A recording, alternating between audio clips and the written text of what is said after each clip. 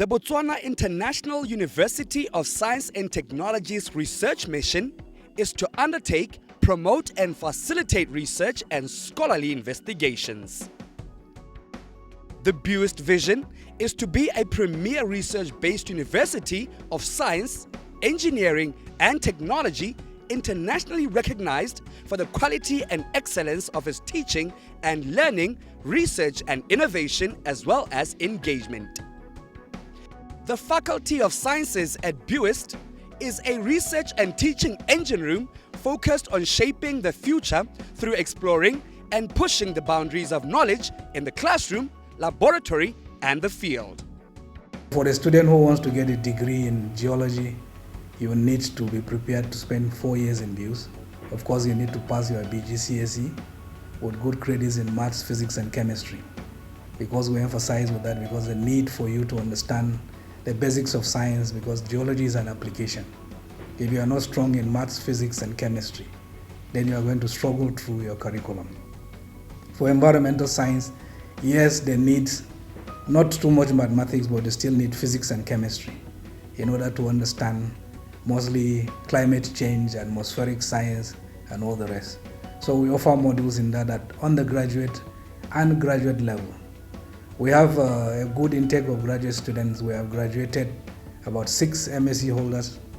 Currently we have about 5 PhD students, 4 in geology, 1 in environmental science. And then we have about a total combined MSc students of about 30, both for geology and environmental science. So our department is quite an attractive center for, especially for graduate students, because we do receive a huge number of applications for graduate studies. Some will end up turning back because of we need people with good grades to enroll to our graduate studies, because we need to upgrade the manpower in the country above just BSc holders but to graduate level in order to be able to contribute to the knowledge economy. Setup of the courses in our department, we have what we call the Industrial Advisory Board. So we involve industry in developing our curriculum.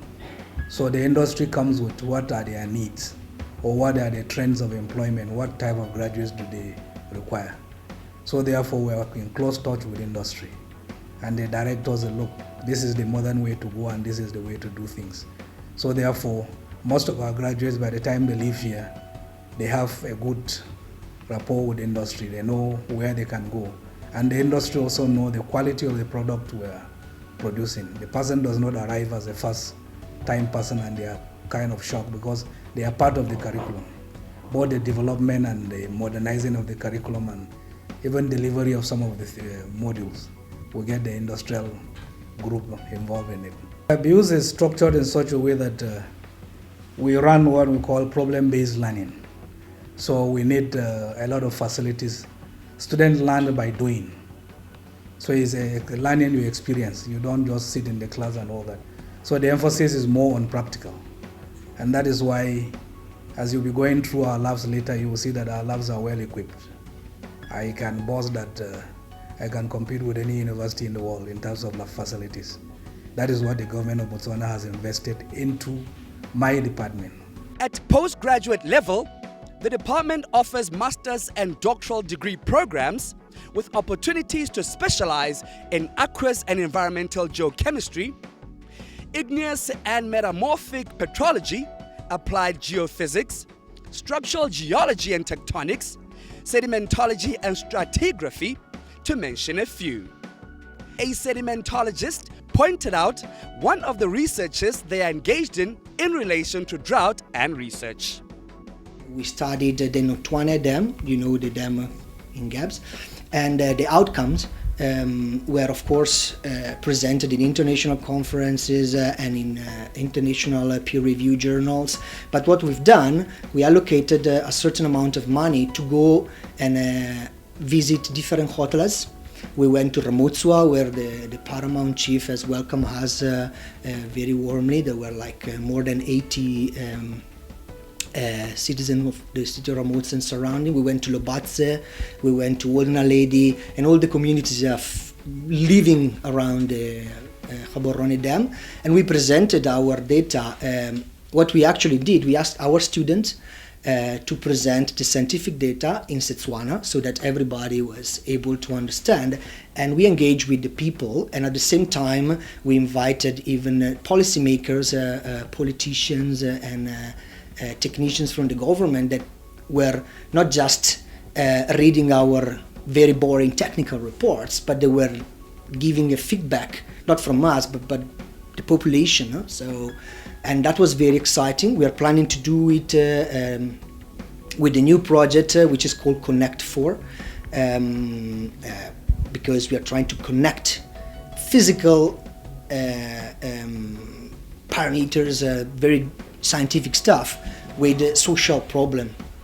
So we have a budget to go around in the Limpopo, so in the 4 countries, Mozambique, Zimbabwe, South Africa and Botswana, and talk to people, tell them what we found out, and listen to what are their problems, because most of the time these people are not listening. So, and then once we collect all this data, we're going to put together scientific data and the outcome of our social. So I think that is quite important, especially because this type of project is relevant. Every one of us is in this part of the world is affected by drought and floods. Geophysics is important because it provides mechanism and tool to probe the deeper subsurface, and it is good when you want to find a precursor and identify anomaly in data. BIUST, through its researchers, are geographically and geophysically assisting members of the public from all walks of the country. Well, at BIUST, we believe that research without product, or research that doesn't affect the man on the street, basically has little impact. So at the Earth and Environmental Science Department, we try our utmost, or rather, we try by all means to do community-based research, or to engage the community in our research here.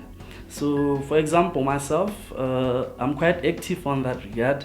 I've been doing projects in the central districts here. I've done one project in Shakhe with the VDC there to more or less study the soil properties, because they were engaged in building of a seed storage facility. So because the soils there are quite problematic, these are clays, we had to take the soils, do some analysis of the soils, then give recommendations on how the building should actually be structured. How deep should the foundation be? What kind of infill or backfill materials needs to be used, and so on and so forth. I've also done some project in Simoapula. Simoapula is actually notorious for erosion. There's a lot of erosion going on there, and this erosion more or less affects people daily because it cracks roads, it cracks houses. So me and my team set out to study what's the cause of this erosion. How can this erosion be mitigated? So we are more or less focused on the underlying problem as scientists. Then after that, we do some recommendations to the engineers, who then can do exactly what we told them to do. BIUST prides itself with having globally recognized state-of-the-art equipment that allows for ease of research. This is our geophysics storeroom, and we have state-of-the-art equipment here, commonly used for mineral exploration. All our equipment here, they need precise location of where we are exactly. So we have GPS in every equipment here. Like this white thing here is a GPS for this one. And even that what is in there, that's a GPS. So for other equipment, we have this GPSs. Then we will be surveying on a line, and then they pick precise locations of where we exactly doing the investigations. That one is a seismic system. This is a seismic source.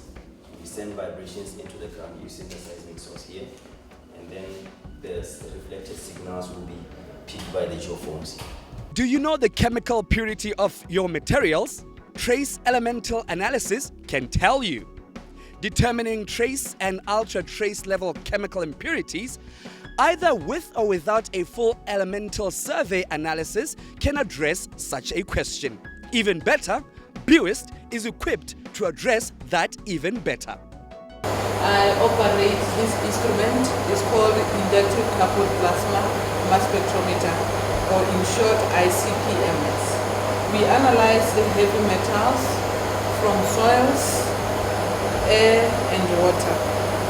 We prepare the samples downstairs and then we come and do the transition elements and all other elements that we need here, the major and transition elements. We analyze them here using this instrument.